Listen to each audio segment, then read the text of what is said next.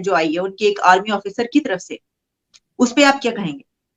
जो भारत में जो आर्मी चीफ में, हाँ, मैं वो के बारे में बल्कि ये कहूंगा कि ये अब से 6 घंटे पहले की खबर है, वहां पे मीडिया पे उस पे इसको बताया गया है कि नॉर्दर्न आर्मी कमांड के अपिंद्रा जो है इंचार्ज हैं, उन्होंने कहा है कि we are ready, we are waiting for the government's call, हमें कॉल दे तो हम बड़ी जल्दी swiftly we can take over Pakistan occupied Kashmir.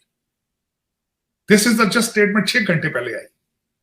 और उसमें सबसे मैं एक आपके देखने वालों को यह भी बताना चाहूंगा कि बहुत अरसा पहले जो भारतीय लेजिस्लेशन है, उन्होंने अपना एक कानून बनाकर रखा हुआ है कि we have right to take over Pakistan occupied Kashmir.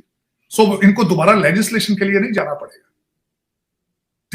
अब वो डिपेंड करता है कि इफ उनकी पॉलिटिकल जो रूलिंग एलीट है, if they make up their mind and give a signal to them, क्योंकि आपके तो इस वक्त जो है वो इंतशार इतना हो चुका है आपके अंदर, उनको भी एंजाइटी नजर आ रही है।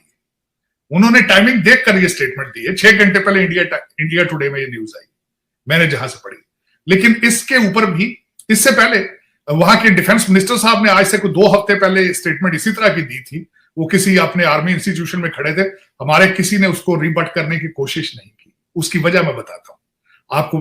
देखिए आपके हालात क्या है, एक महीने से ज्यादा टाइम हो चुका है, आपके फॉरेन सेक्रेटरी ही मौजूद नहीं है, पोजीशन खाली है।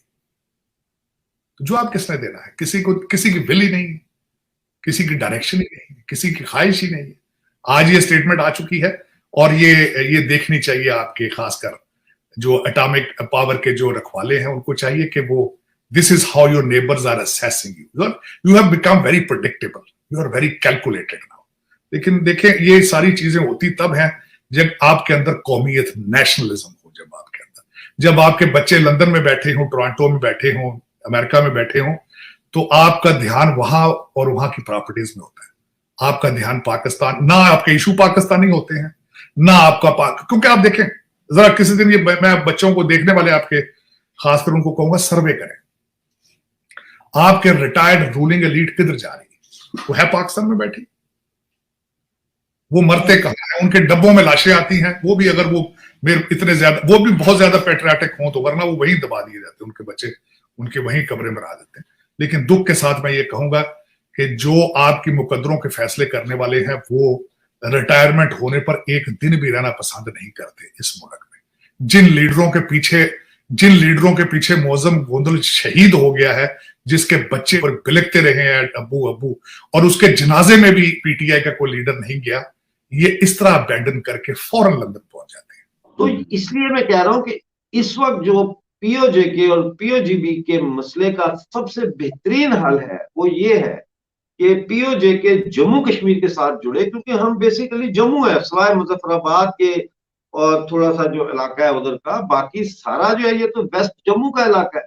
तो हम जम्वाल है, हम जम्मू के साथ जुड़ जाए, और गिलगित बल्तिस्तान जो है वो लद्दाख के साथ उसको मिलाया जाए, क्योंकि जो साइन ऑफ जो इंस्ट्रूमेंट ऑफ एक्सेशन पे साइन हुए थे वो पूरी रियासत के हुए थे, जिसकी वजह से चाहे कोई माने या ना माने, देखिए कोई मानता है या नहीं मानता, हम सब भारतीय शहरी हैं बाय डिफॉल्ट उस मुआहदे की वजह से।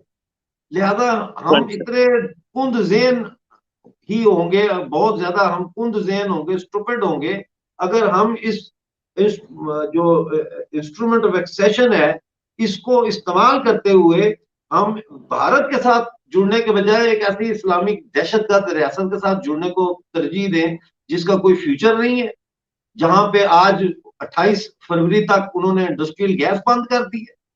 तो ये हमें सोचना पड़ेगा जी। राइट सर, एक चीज और, इंडिया के डिफेंस मिनिस्टर ने तो अभी हाल में ये बोला ही था कि हम जब तक पूरे जम्मू कश्मीर का डेवलपमेंट नहीं मानेंगे, जब तक गिलगित बाल्टिस्तान में भी डेवलपमेंट ना हो, मतलब इशारा एक तरीके से किया कि हमारी निगाहें हैं, हम जल्दी वहां पहुंचने वाले हैं। इसको आप कैसे लेते हैं? देखिए मेरा नहीं ख्याल कि पाकिस्तानी कब्जे वाले जम्मू कश्मीर और गिलगित बल्तिस्तान को हासिल करने के लिए